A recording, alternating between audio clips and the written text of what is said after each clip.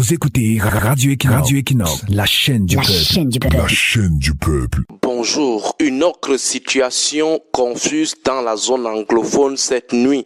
Plus précisément dans la ville de Boya, dans les alentours de Moliko. Des voitures incendiées, des morts et des blessés par balles selon plusieurs sources.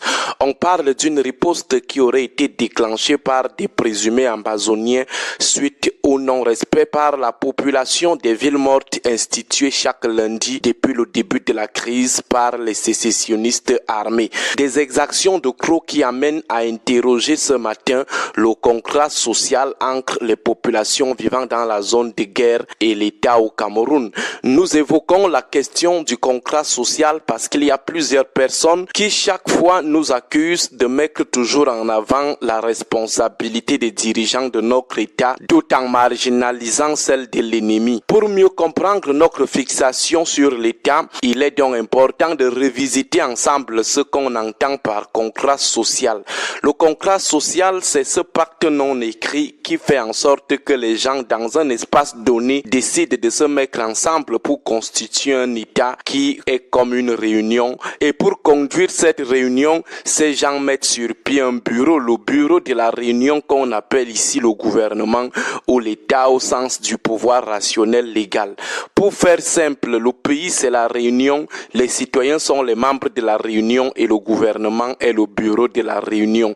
Le bureau de la réunion, le gouvernement est choisi par les membres de la réunion, les citoyens, directement ou indirectement. Ces derniers se mettent à la disposition du bureau pour l'aider à mieux faire marcher la réunion, l'État.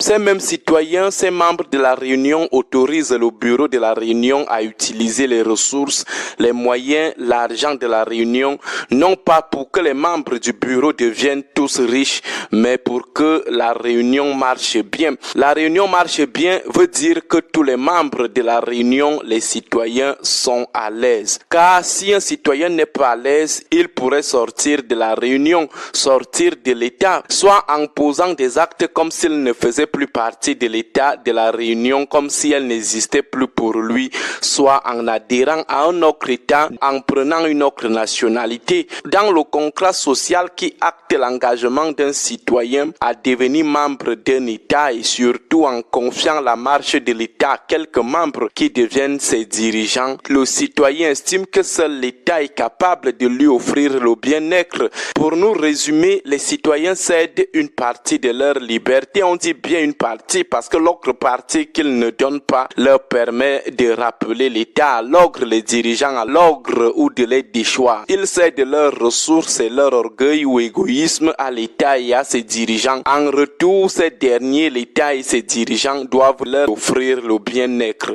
Du moment où une partie ne remplit pas ses engagements, il y a non-respect du contrat et on acte immédiatement la faillite de cette partie. Et le premier bien-être fourni par l'État dans le cadre de ses engagements au contrat social, c'est la sécurité. Alors, dans le cadre de la crise anglophone, on réalise que l'État et ses dirigeants n'arrivent pas à offrir la sécurité à plusieurs populations. C'est pourquoi nous chargeons donc l'État. Certaines ONG parlent déjà de plus de 7000 morts, 7000 décédés du fait de l'incapacité de l'État. C'est un fait. L'État n'arrive pas à s'acquitter de ses engagements dans le cadre du contrat social avec les populations du Nozo. Il n'y a que l'État pour offrir le bien-être sécuritaire. Alors, lorsque l'offre en sécurité est défaillante, c'est immédiatement l'État qui est pointé du doigt, quelles que soient les excuses qu'il peut présenter. Ces populations ont donné leur liberté à l'État d'assurer leur sécurité. Elles ont mis à sa disposition tous les moyens, la trésorerie et toute la logistique. Elles lui ont donné la liberté d'assurer leur sécurité, d'en faire usage comme il veut, pourvu que cela puisse les mettre en sécurité. Mais curieusement, depuis 2016, l'État n'arrive pas à remplir ses engagements. Les populations lui ont donné la liberté d'utiliser leurs moyens, soit en faisant la guerre, soit en négociant pourvu qu'il ramène la paix. Tous les moyens réalistes lui ont été donnés, mais voilà déjà 8 ans de crise. L'État n'a pas pu offrir la sécurité aux 7000 personnes déjà décédées. Or, dans l'offre sécuritaire, l'État a souvent deux options, soit la neutralisation de l'ennemi par la force, soit par le dialogue. Il doit être réaliste, c'est-à-dire mû seulement par l'atteinte de son objectif, à savoir la sécurité des citoyens, quelle que soit la couleur du chat, pourvu qu'il attrape la souris, pourvu qu'il ramène la paix. Malheureusement, l'État qui doit offrir la sécurité par tous les moyens refuse d'utiliser la liberté et les ressources que les populations lui ont données pour activer aussi la neutralisation par la coopération face à l'échec de la neutralisation par la force. Le constat est à nouveau clair suite aux événements de Moliko de cette nuit. L'État n'arrive pas toujours à s'acquitter de ses engagements dans l'offre sécuritaire. Les populations innocentes ne font que mourir. L'État doit simplement acter sa faillite et voir dans quelle mesure il peut aussi activer l'autre liberté qu'il a de neutraliser les ambazoniens par la coopération. Bonne journée à tous. These meetings have shown that they are not the long-awaited solution to the conflict. For the Cameroonian Renaissance Movement, CRM, as we have stated on several occasions, the Anglophone question and its generated conflict cannot be sustainably resolved by arms.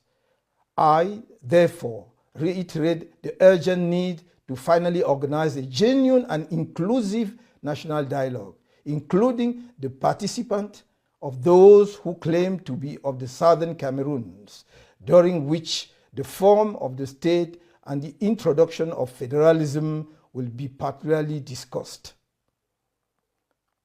Outre la guerre civile en cours dans les régions anglophones, la guerre contre la secte Boko Haram n'est pas encore définitivement gagnée. Malgré les coups mortels portés par nos braves soldats à l'ennemi, des attaques armées sporadiques continuent de faire de nombreux morts dans l'extrême nord et perturbent la quiétude des populations qui errent faute d'un accompagnement approprié et suffisant des pouvoirs publics. D'importants efforts restent encore à fournir pour soulager ces populations en grande détresse. L'insécurité a gagné les villes et les villages et même les voies de communication, en particulier les principaux axes routiers du pays. Face à la montée générale de l'insécurité, avec notamment des assassinats à l'arme blanche et des féminicides, on est tenté de penser que le pouvoir a réduit les missions traditionnelles conjointes des forces de sécurité et de la justice à la seule répression des militants du MRC, dont le pacifisme à toute épreuve n'a pourtant jamais été pris à défaut depuis la création de notre parti. Camerounaises, Camerounais, mes chers compatriotes, la situation sociale est explosive dans le pays.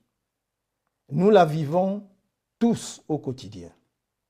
Longues coupures intempestives d'électricité et d'eau, explosion des prix sur les marchés, y compris ceux des denrées alimentaires et autres produits de première nécessité. Érosion du pouvoir d'achat des ménages, rupture du ravitaillement en carburant et en gaz, grèves multiples et répétitives, notamment celle des enseignants dont le pouvoir a organisé l'enlisement.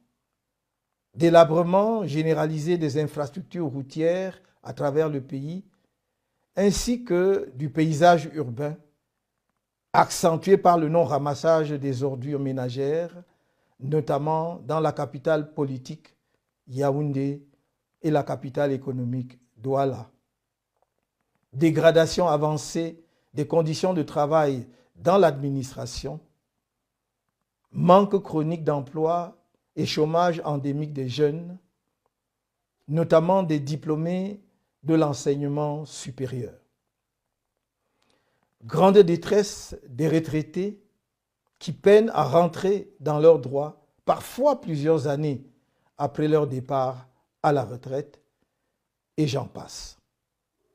Voilà autant d'éléments qui alimentent la colère sourde qui travaille la société camerounaise, dont la misère de plus en plus importante du plus grand nombre contraste violemment avec l'abondance, le luxe et les mondanités qu'une poignée de personnes, sans compassion ni éthique, leur jettent au visage avec le plus grand mépris. Il suffit de voir avec quelle arrogance le gouvernement a géré le scandale économique et financier des lignes 94 et 65 du budget de l'État, ainsi que la décoration des acteurs des scandales de la CAN 2019-2022 et de la COVID-19 pour mesurer son dédain pour le peuple camerounais.